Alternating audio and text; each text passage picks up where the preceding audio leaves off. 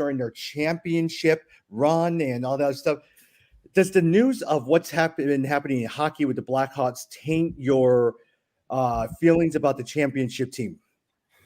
I don't know about the team. I would say individuals. So today we heard that Coach Q, he had to step down. So definitely disappointed in his continued denials, basically. And honestly, Jonathan Taves, I don't know if you guys saw his response. It wasn't great, in my opinion. He basically kind of denied really knowing anything about it, and said that, and it kind of stood behind, the executives. I mean, to me, it's just sad that anyone would think that a championship run is more important than acknowledging what happened. And I even questioned the coach. This is one of those situations, if you have kids, this, where like you always think the punishment for what you did wrong is going to be horrible. And then you always overestimate what the reaction is going to be. And that's exactly, like, I think if they had have addressed this right away, even in the midst of the playoffs, this was a guy that wasn't even on the roster. He was on the practice squad.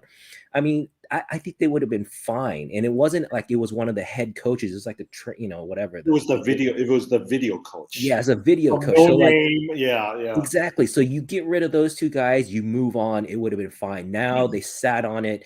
It's this huge thing now, but honestly, I've been disappointed in the response. Yeah. Jim. I will say, just reading through the report, because I was reading through the general block, the findings, how the coach addressed it, because essentially what his message was, look, I don't got time for this. We can't have distractions for our championship run. So like that was a big thing, and even like even all the I don't know, Stan Bowman, all these executives now, it's affected everybody. 2 coaches are going to have to resign. Bowman, who's the general manager and also head of USA Hockey, is resigned, right? I don't know. It's a mess, right? So, but I think for them, they justified it. It was also 2010. It was a different world. And so they looked at it and just said, let's just sweep it on the rug. We'll deal with it later on. So, yeah. And you blame it on the leadership of John McDonough.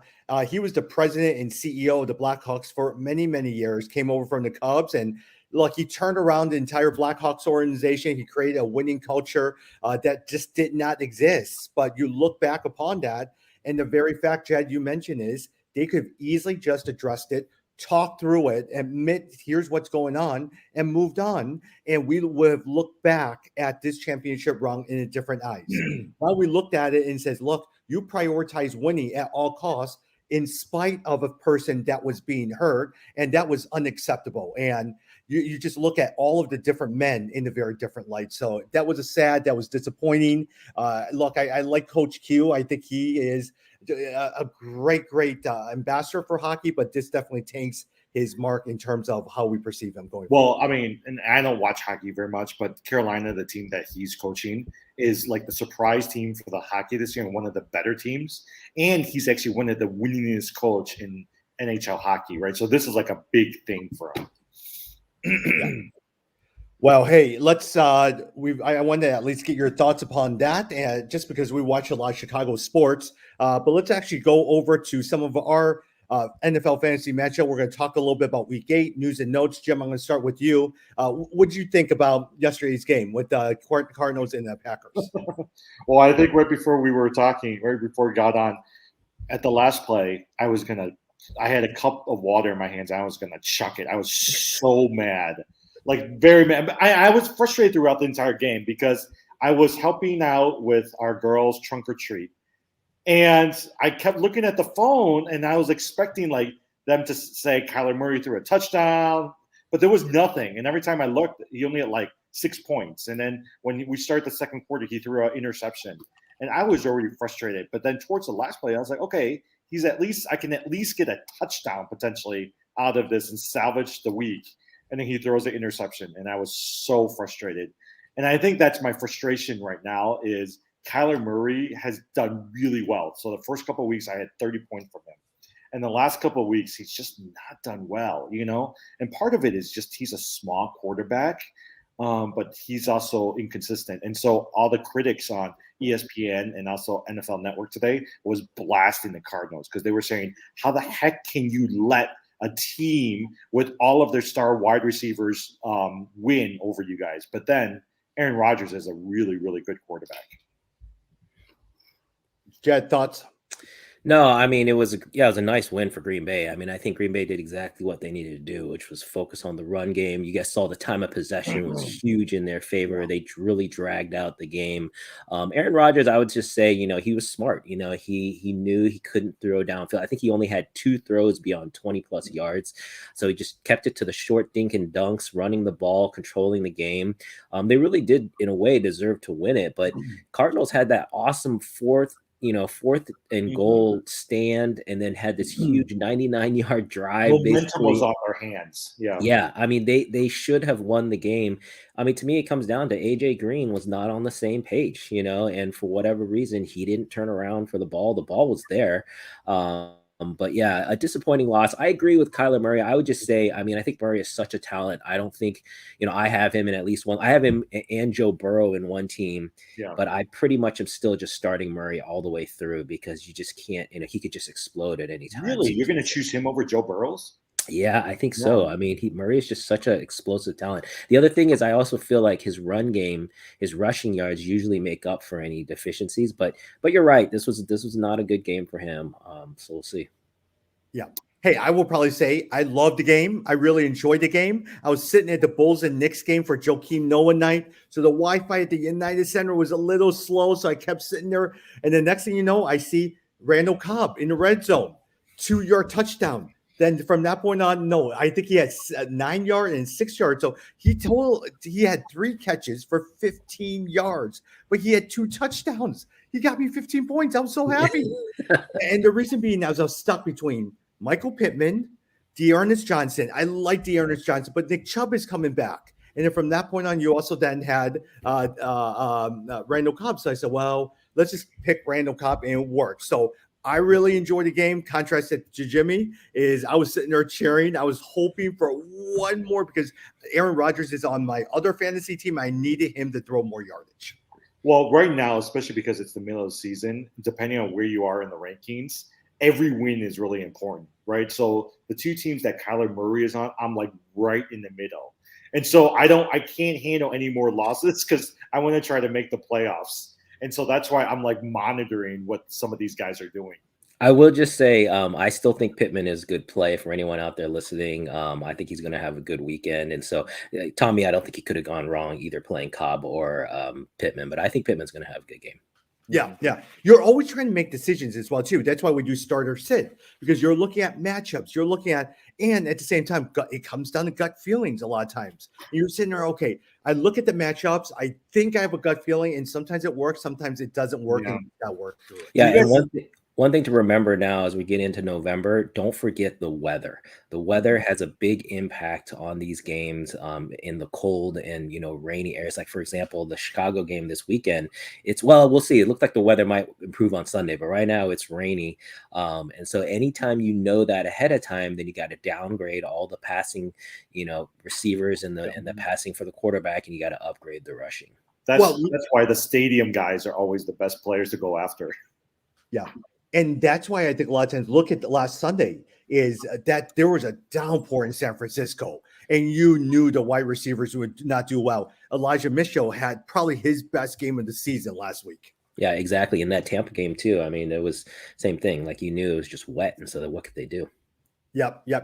Hey, one thing that actually I just saw just come through the newswire is the Texans are sending veteran Mark Ingram to the New Orleans Saints. He would serve as a backup for Alvin Kamara. That leaves David Johnson as the clear lead back in Houston. Well, maybe Philip Lindsay. A lot of times I still like him a lot. Jim, what do you think of that one as well, too, for both Alvin Kamara as well as David Johnson? Actually, the people that they said David Johnson's going to end up being the starter. But they said the person to watch out for are the 2 people right behind him. What do you call it? Philip Lindsay. And then I'm trying to read who's this Scotty Phillips.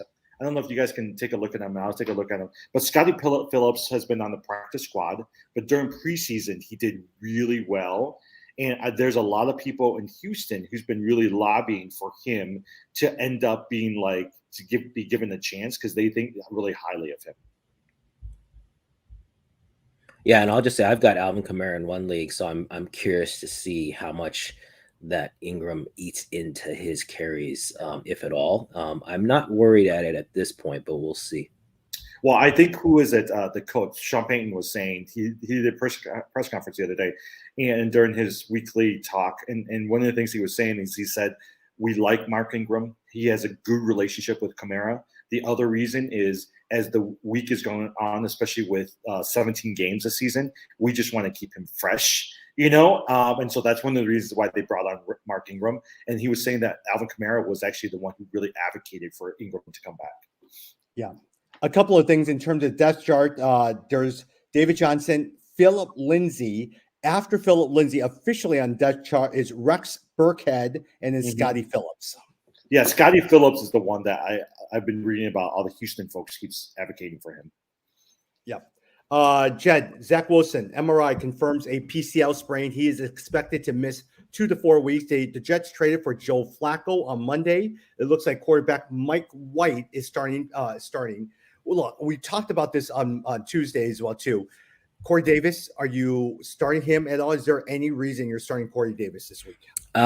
If you have to, I think, and you want to put him in a flex spot, or if you're in a bind, I think it's fine. They're obviously going to try to throw a lot. They're going to be behind. They're playing the Bengals. The Bengals are 11-point favorites. The Bengals are going to kill them. But they'll be throwing the ball, so there's a chance. But yeah, for me, I am sitting Corey Davis until that quarterback situation gets cleaned up. I don't think any of those guys, Joe Flacco included, I think they're not salvageable. Don't you think the Bengals are going to go off though this week? Oh, for sure. I think the Bengals are going to lay the hammer down. Yeah. Like I'm not one to always. I mean, I think for sure play Jamar Chase, right? Play Joe Mixon. I actually think T. Higgins will have a pretty good game too. Yeah, you want, when it's going to be a blowout and there's like going to be a lot of points, the second wide receiver after Jamar Chase, either T. Higgins or Tyler Boyd, I think are both good plays. Do you guys know that Jamar Chase is on pace to beat Justin Jefferson's rookie record? Yes. Jamar Chase, I will say, okay, Jamar Chase is so good. Like in my dynasty league, I was kicking myself because you can only pick rookies, right? So that's how we draft. And he went 6, and I had the 5th pick. And I picked, what's his name? Lawrence from Jacksonville. I was like, what the heck was I thinking about right now, So No, Trevor Lawrence. You picked Trevor Lawrence? I picked Trevor Lawrence because I was like, everyone kept saying that he is a can't-miss quarterback. I was like, I might as well because I need a quarterback because I had Matthew Stafford. And I was like, at least now I'm solidifying it. But I was like, I'm kicking myself because now I missed out on Jamar Chase. I'm telling you, I was telling Charlene last night, we were looking at her lineup and making changes in her lineup. I said, hey, look, that Jamar Chase dynasty pick is looking very good right now. Yeah, but isn't she in last place or second to something? She's in second to last place. Yeah, yeah, a lot of guys are injured. Yeah, she's playing for next year. But yeah, no, Jamar Chase has been really impressive. And again, it just shows you where all that preseason talk, you just got to take that with a grain of salt because everyone was talking about how he was dropping balls and, but he's been phenomenal. If he beats Justin Jefferson, I think that's impressive. I would just say on Trevor Lawrence, though, don't give up. I think Joe Burrow and, Justin Herbert really showed you need a good year too before you can really settle in. So I wouldn't close the book on Trevor Lawrence at all. Are you saying the same thing about Justin Fields as well, too? Oh, yeah, definitely. I think Fields has been, he got a bum, situation. I mean, he came in where they didn't declare him the starter. He didn't get the starter practice reps. And honestly, I'm really disappointed with the coach. Like, I'm waiting for Nagy to move on and for us to get a coach who can work with Justin Fields' skills and talents. I definitely am not. I haven't sold on him yet. Yeah. I think the biggest thing the Bears need, if I was the general manager, just draft a bunch of linemen to protect him. Like, if you can protect Fields, that makes a big difference because it opens things up for everybody because they've actually got pretty decent running backs, right? Khalil Herbert, as well as also with David Montgomery. My guess is Allen Robinson is going to walk after this year because he's not going to sign another deal. But they still got Darnell Mooney, and they can pick up a couple other decent wide receivers. Hey, Herbert has looked good, by the way. Mhm. I debated playing him for this weekend. I think he's looked really I strong. don't know if this is official, but I was listening to Schefter today, and he says that Herbert has surpassed what's his name, Damian Williams, in terms of the depth chart. Yeah, he's number 2. Yeah, that makes Yeah. sense. Now, in terms of Bears and offensive linemen, the Bears actually have done it. Look, round 2, pick 39, Tevin Jenkins. Round 5, Laird Borum. Where are those guys? Tevin Jenkins is injured with a back injury. So the Bears, it hasn't tried. These don't make good picks. And now you're stuck with Jason Peters, who was great 5 years ago for Philadelphia, but just isn't very good anymore. So that's the problem with the Bears a lot of times. Yeah. I just felt like even last week they just gave up against Tampa Bay. But after a while, Tom Brady and his team is so hard. But I just feel like they gave up. And even this week against San Francisco, San Francisco's got a pretty good defense. And I was like, outside of Herbert, who else are you going to play right on that team? I think they have a chance this weekend. I think the 49ers are a little bit in disarray, and that team has not, because of injuries, that team has really not been as strong as I was hoping. And so I think that the Bears have a chance. That's why I was saying if it rains, if you take out the passing game and it becomes just a rushing game, I think the Bears could keep up. Although 49ers have a very strong rushing attack, as we know. Deebo Samuel's good. I can see Deebo Samuel killing these guys. Yeah, but Jimmy G is not. So that's the issue. Hey, Deshaun Watson, Jed, NFL Network reports there's a good chance Deshaun Watson is traded. And the Houston Chronicle does report that the Dolphins and Texans have agreed to terms on a trade, but they want clarity on his legal issues before going through with it. November 2nd is the trading deadline. Does your gut feeling tell you that Deshaun Watson? Well, I'm shocked that the trade. That's not what I'm shocked by. I knew the trade was going to happen. He did not want to be in Houston. They had to trade him. That's a smart thing to do. What I'm shocked by is so far the NFL is giving signals that they may let him play, because they may say essentially we don't have the information yet to make a determination on what's going on with his lawsuit, and so we may not suspend him. That's the part that's shocking to me. I thought for sure he would not be able to play this season, but there's definitely a chance now, at least from what I've read most recently, and that is surprising to me. If he can play, all of those guys out there, all of you who picked him up and just stashed him on your bench, that could really play out. Because remember, Deshaun Watson last year is a top 5 fantasy quarterback. And so if you got him out, that's pretty impressive. You know who's been stashing him? Because I was looking around, Tommy. Every league, I kept looking around. And I was like, what the freak? Did he just go and pick up Deshaun Watson on last night? I mean, I was up at 1 o'clock in the morning looking around for Deshaun Watson. And I was like, oh, heck. He's been stashing on. The only thing is, I have a good quarterback, Dak Prescott or Kyler Murray, so I'm gonna have to use him to trade. Hey, look, in a couple leagues, I'm in last place. If I'm in last place, I'm looking for next year, especially keeper leagues. I'm trading all my players. All right. Hey, I'll say this: I picked I think it was in our Walter White league. Someone dropped Russell Wilson. Yes. And so I picked him up, and it looks now like he's going to come back sooner than expected. Yep. So that is going to pay off for me. I was really happy about that. Who was your starting quarterback in that league? I think that one, it was Tannehill, I think. Yeah. That's really good. That's really, really good. Mm-hmm. Hey, Nick Chubb is just so you know, Nick Chubb calf is expected to play in week 8.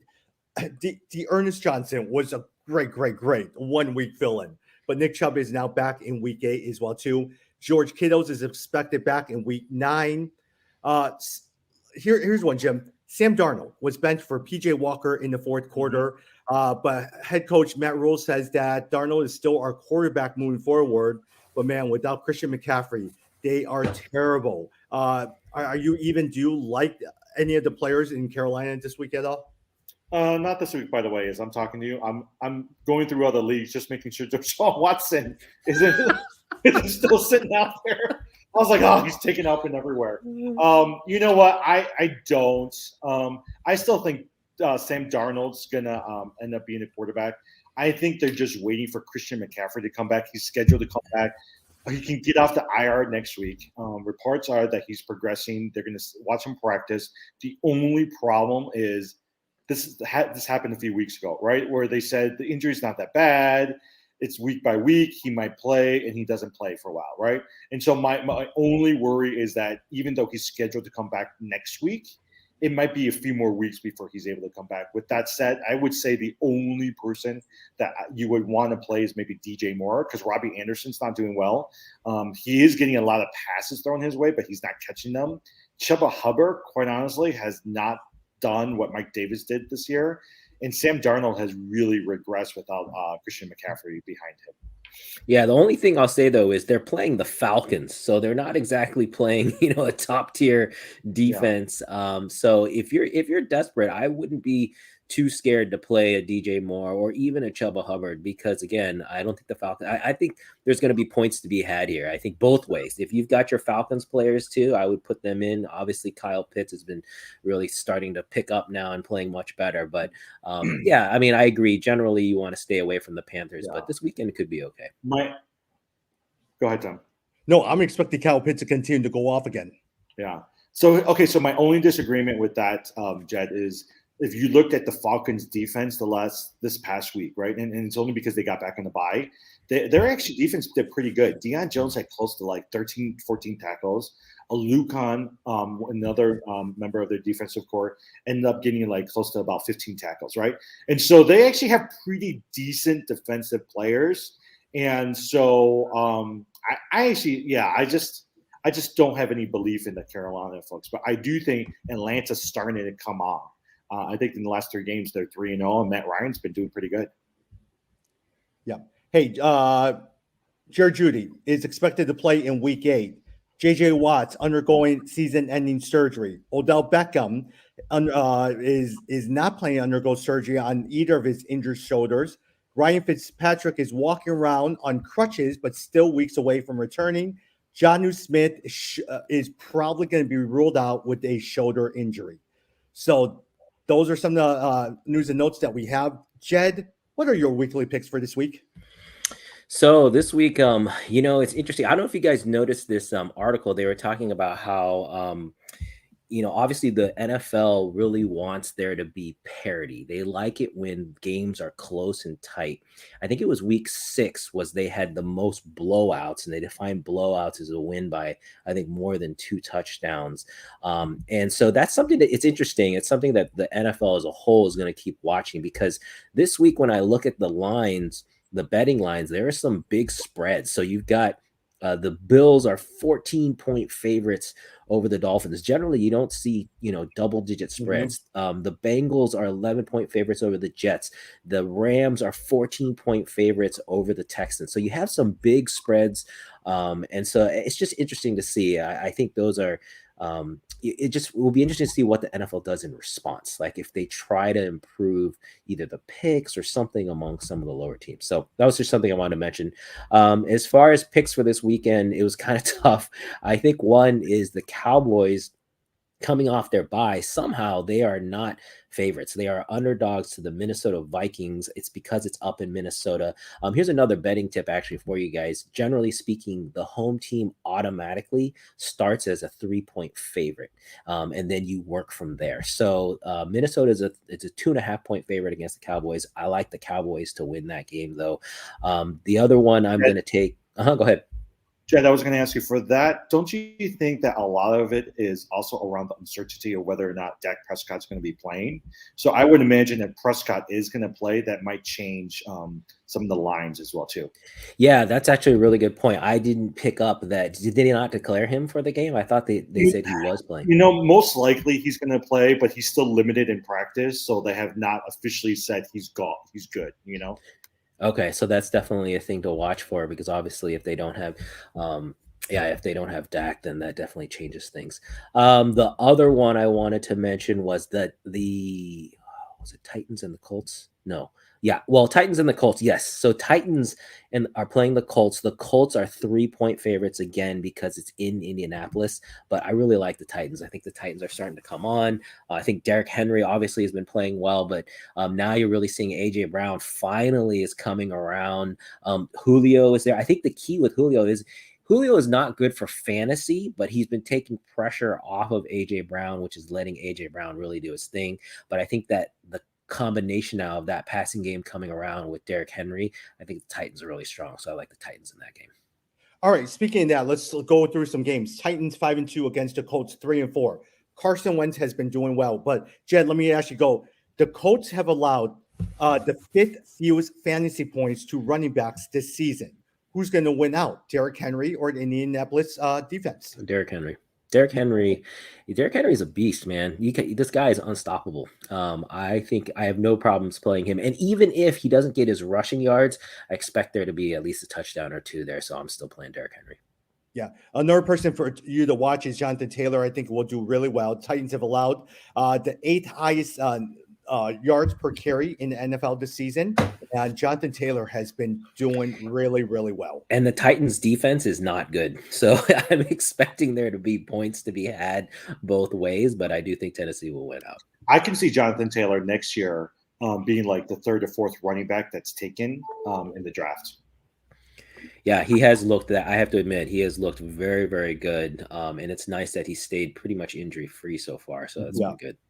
I didn't think he would do as well as hey, look, all of you guys know I love Antonio Gibson. One of my other leagues, I traded Antonio Gibson traded Jonathan Taylor for Antonio Gibson. And so far, Jonathan Taylor's winning out here. Well, and J.K. Dobbins was the one. Between J.K. Dobbins and Jonathan Taylor, I like Dobbins over Taylor.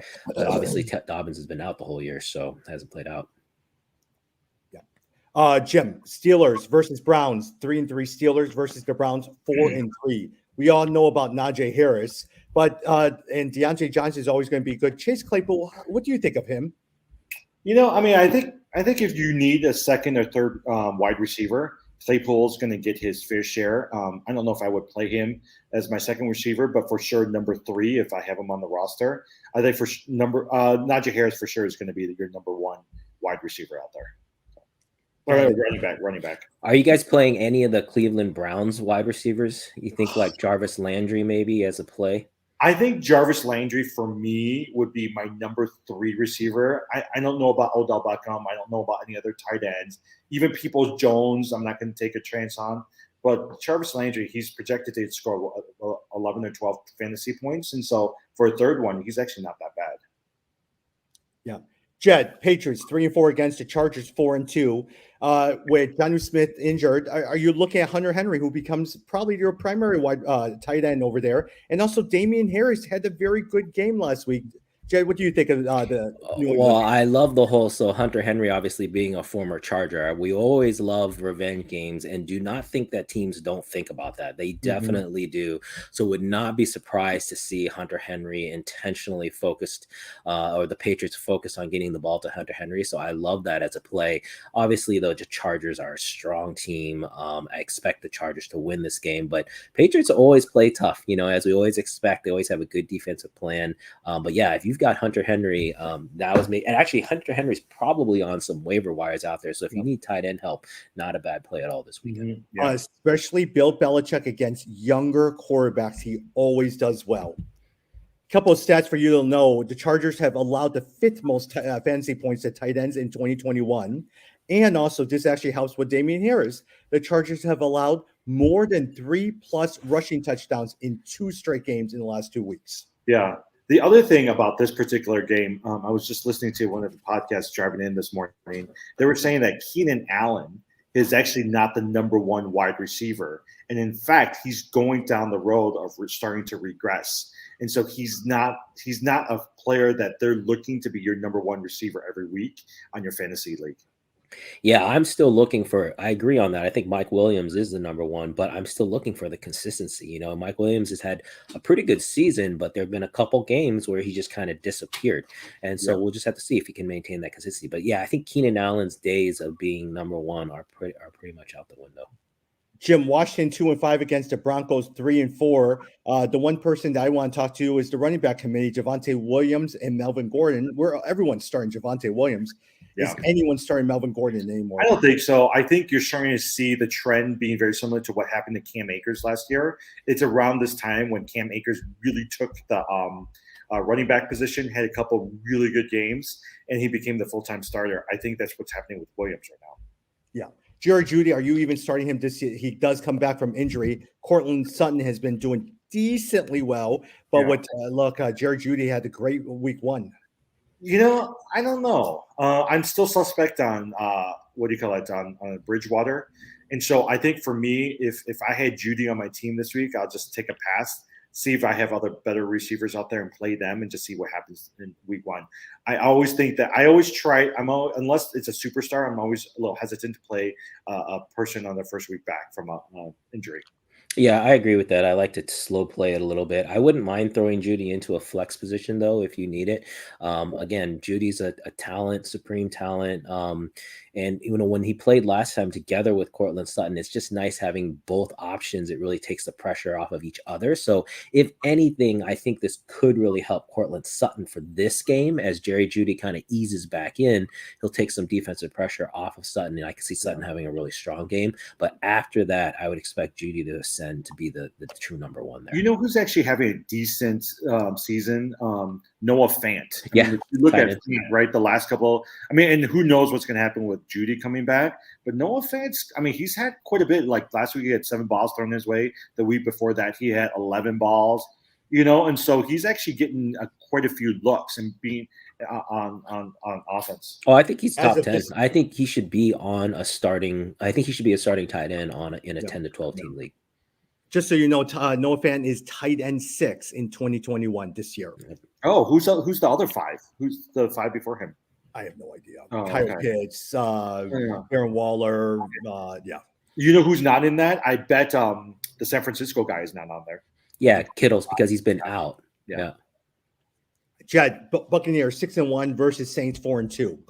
If Antonio, look, there's a good chance Antonio Brown will probably not play because of his ankle injury. But if the 3 of them around, rank to me between Godwin, Brown, and Evans, who would you like in that order? Well, I've been playing Brown over Godwin, but I think that because Brown has been out, Godwin has been picking up the slack. So he's starting to get back to what we expected to see out of Godwin. But honestly, if all 3 are healthy, I think Brown is the number 1 guy. Yeah. But it does seem like Evans has the Randall Cobb treatment. Not a lot of yardage, but he gets the touchdowns. Yeah, big body. He's a huge guy, big target for Tom. So, yeah, agree with that. If you want to play, that's the thing. When you play with these guys for touchdowns, it's just hit or miss. It's just luck of the draw, right? So that's tricky. And remember, this week Gronk comes back as well too. So if you're looking for a tight end to fill a position, Gronk is out there on some of the waivers. Yeah. Hey, Jed talked a little bit about the Cowboys 5-1 against the Vikings 3-3. That's a Sunday night game. So many of you guys who are watching this will probably be on trick-or-treating with your kids as well, too. But Jed, wrap us up with Giants 2-5 against the Chiefs 3-4. Patrick Mahomes has not been Patrick Mahomes. The Kansas City Chiefs has not been very, very good. What are you expecting in this game? Yeah, this is shocking to me. The Kansas City Chiefs is probably the biggest storyline in fantasy. The fact that they are not doing as well as we hope. The defense has been atrocious. Yeah, and so I keep expecting that we'll hear about some injury or something that we don't know about that might help explain what is going on. But I expect the Chiefs to win. They're 9.5-point favorites, but I expect the Giants to cover the spread. I think the Giants will keep it close. I think basically the Chiefs defense is so bad that I think the Giants will be able to score and get points. So if you've still got your Giants players out there, I think you can start them and still potentially get some points here. Mm-hmm. Yep. Hey, in our time left, let me just actually go through some start or sit and see what you guys think. Jim, let me go through with you. Pick one of the 3 for flex. Javonte Williams, Jalen Waddle, or Melvin Gordon. I think I would pick Javonte Williams. All right. Jed, Damian Harris, or J.C. McKissick? J.D. McKissick. J.D. McKissick. Yeah. I think I actually might go with Harris. Yeah. Harris has done pretty well last week he had over 26 fantasy points. Yeah. And I feel like, they're starting to focus on him a little bit. So I go with Harris. Jim, wide receiver 3 or flex, Devante Smith or Jerry Jeudy? I'll still go with Devante Smith because he's the number 1 receiver, and we'll see how Jeudy does. But Philadelphia is so inconsistent right now.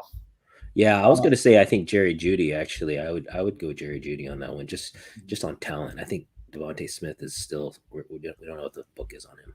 Yeah, Jed, with Miles Sanders probably going to be out, are you looking at Gainwell or Boston Scott? Ugh, neither. If I can help it, but if I had to, Gainwell. Got it. Jim, Chase Claypool or Devontae Williams? I think I'll go with Claypool. I think I'll go with Claypool. Jed, here's another bad one. Chuba Hubbard or Odell Beckham?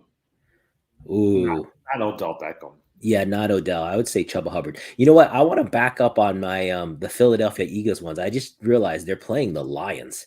So actually, I think Devonte Smith and or even Gainwell, those are not bad plays because they're playing the Lions. So They are saying the Lions are going to get their first victory this week. That's true. That's true. We had our first undefeated lose, Yeah, and so yeah. now maybe the first, Yeah. non-winning can win. Yeah. Yeah. Jim, either one is pretty good. Corey Davis or Kadarius Toney?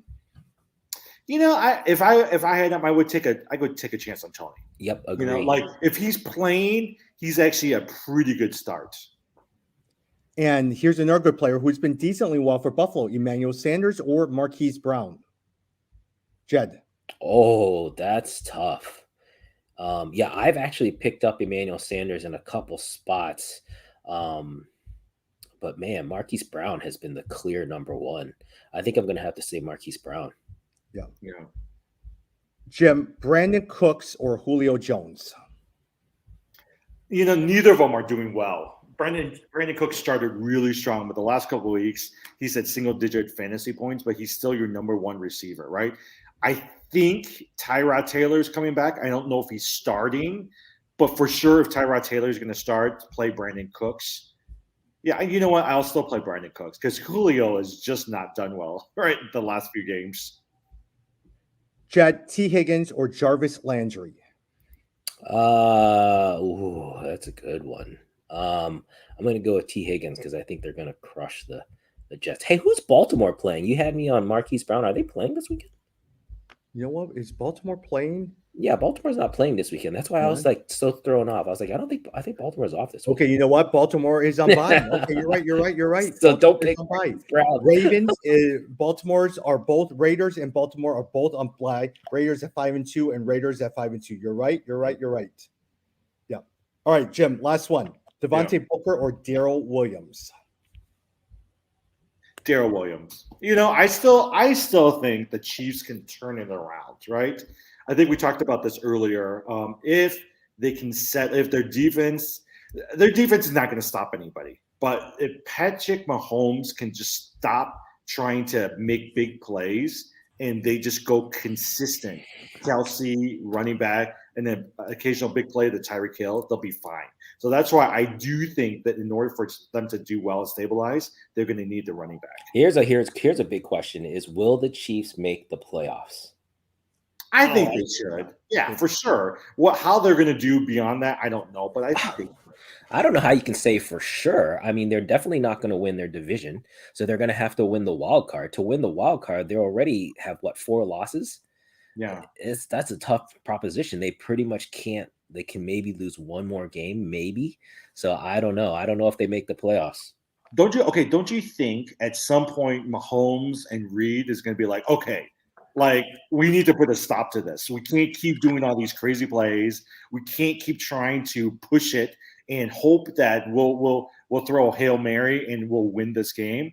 I think they'll calm themselves down and actually start saying, okay, we're ready to start winning again. Yeah, no, I agree. I think that I'm expecting them to turn things around and to be better, but I think they're just in a tough position now. The way the playoffs are set up, if you don't win your division, you now have to have a strong record, and I just don't know. I don't know if that's going to happen for them. Yeah. The problem with the Kansas City Chiefs is a lot of times their defense give up points all the time. In the past, Kansas City has always had quick strike to Travis Kelce, Tyreek Hill, and then from that point on, you're okay. And he's pretty good about keeping the lead. Now, at the same time, your defense gives up points right away, so you're always now coming back. And then Patrick Mahomes is so used to making one big play to wipe out the score and make it even. But think about it. That's how their team has always been built. Their defense was never, ever created to stop anybody. It's just that teams have figured out if they can keep the defense on the field by running against them and taking over the time of possession and leaving Patrick Mahomes off of the field, that's their best chance of winning. So if you notice, a lot of times when the defense is on the field, they're going for the 4th downs. They're not punting that ball.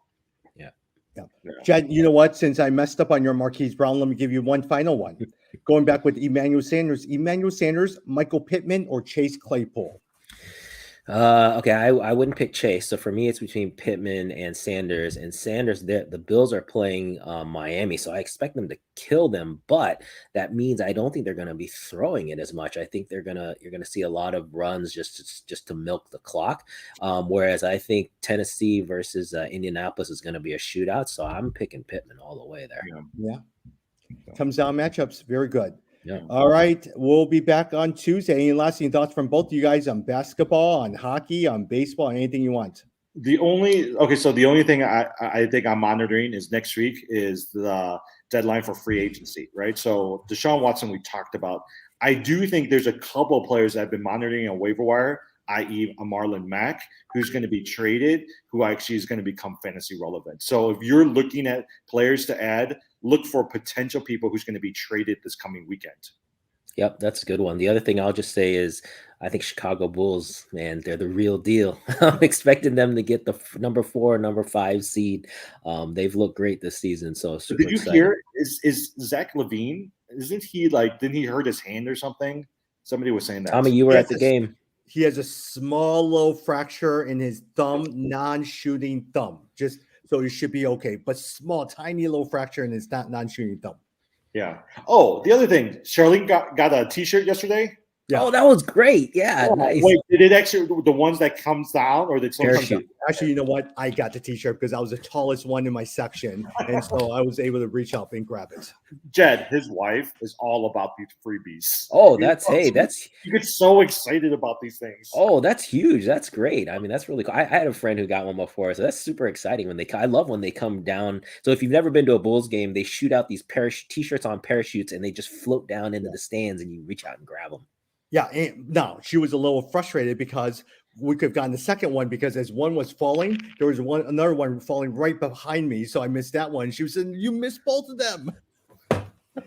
But there was this one game. The last thing, there was this one game that the Bulls were playing that I thought was very creative. They did this one in 30 seconds. You had to find where's Benny.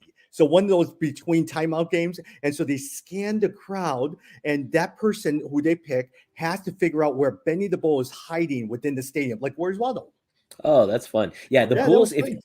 if you guys haven't been to a Bulls game, they do a great job of all the in-between timeout, in-between quarters, at the half. They have so much entertainment that even if you don't like basketball, or if you don't want to watch basketball, there's plenty of other stuff to watch. Yeah. And yesterday at the game, there was Cliff Livingston, Randy Brown, Tony Kukoc was there, John Paxson was there, Joakim Noah, Luol Deng, Ben Gordon, all those guys. The only one that was noticeably absent was Kirk Heinrich. I mean, Nazim Muhammad was there. All those I guys. wonder where Heinrich was. Yeah, he was the only one that wasn't there. Huh, that's okay. Here's a piece of trivia. Did you know Kirk Heinrich is the 3-point leader in Chicago Bulls history? Wow, over Paxson and over Kerr. Over Kerr? And over Zach Levine most likely will surpass him, but Kirk Heinrich is the 3-point leader for the Chicago Bulls. Yeah, I remember Heinrich because he played at Kansas and just used to kill the Sooners. So I remember when the Bulls drafted him, I wasn't happy, but he turned out to be pretty good. Yeah, because you know who else got drafted that year? Dwayne Wade, Chris Bosh, LeBron, all those guys, and we got Kirk Carmelo Heinrich. Anthony. Yeah. And have you guys been listening to the Stacey King podcast as well too? I have not. Is it? I mean, I have it downloaded, but I haven't. Yeah, he's brought in Bill Cartwright, John Paxson, BJ Armstrong, all those guys. Yeah. Nice. Yeah, it was great. It's been great so far. All right, we'll talk on Tuesday. All right. Thanks. All right, guys, I got to hop. All right. Have fun. Enjoy your meeting. Yep. Bye, guys.